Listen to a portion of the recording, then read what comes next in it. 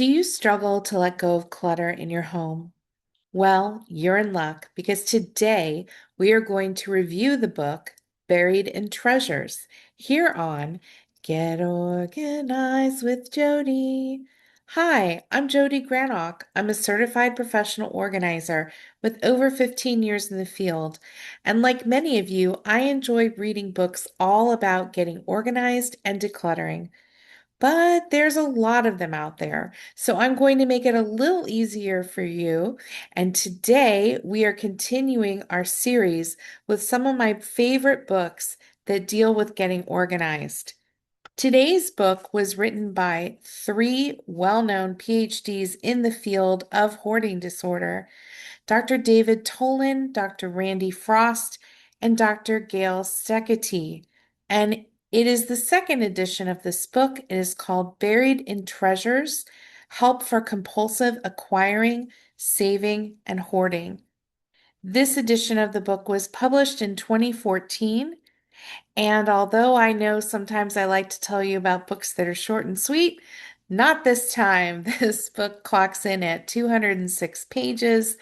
It is a dense, comprehensive book. It doesn't mean that it's hard to read. I know you might be thinking, oh, it was written by three PhD doctors. It's going to be, highbrow and in all kinds of professional language that'll be hard to read. No, it is easy to understand. These are some of the world's leading experts in the study and treatment of hoarding disorder, but they also want to make sure they really get their points across. This is a friendly book as far as being able to read it and understand it, even though it is a longer, slower read, I think. So what is this book all about? Well, one of the things I like about this book is it is meant for both sides of the equation when it comes to hoarding, because a family member or a friend could pick up this book to better understand someone with hoarding tendencies, but someone with hoarding behavior could also pick up this book to use it to help themselves. There's a lot of facts in this book that can be good for family and friends, but there's also a lot of quizzes and workbook type of activities for self-assessment and for helping someone who is actually dealing with the behavior themselves.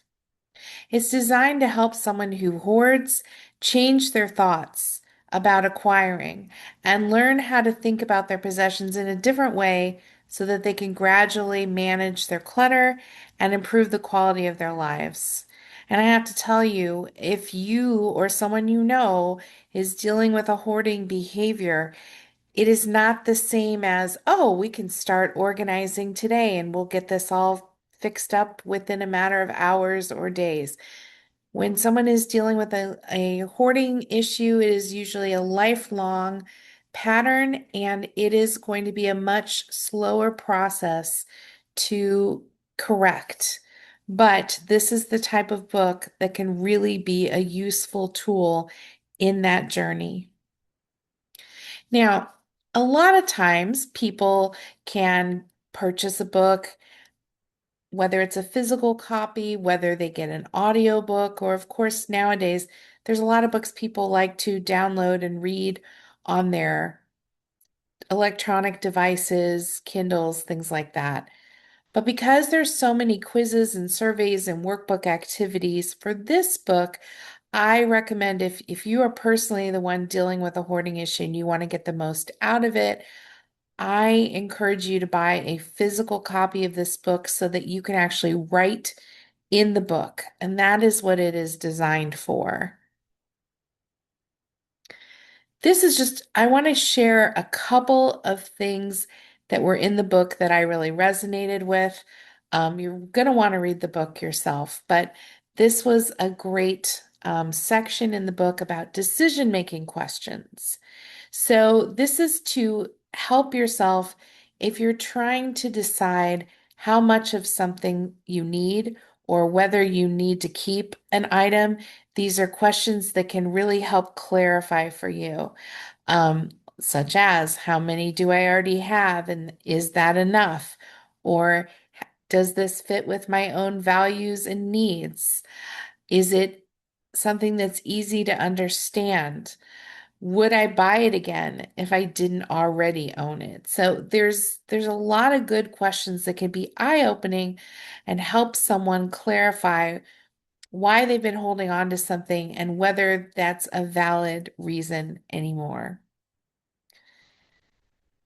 And along with that was this part of the book that I really found illuminating, and that was the difference between saying that you need something or that you want something.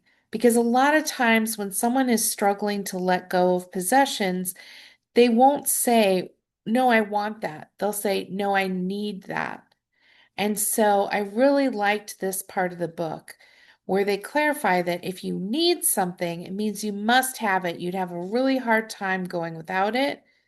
But if you want something, it's, you want it, you'd like to keep it, but you could survive without it. So these questions to help you determine if it's a true need or a want, I found to be really eye-opening.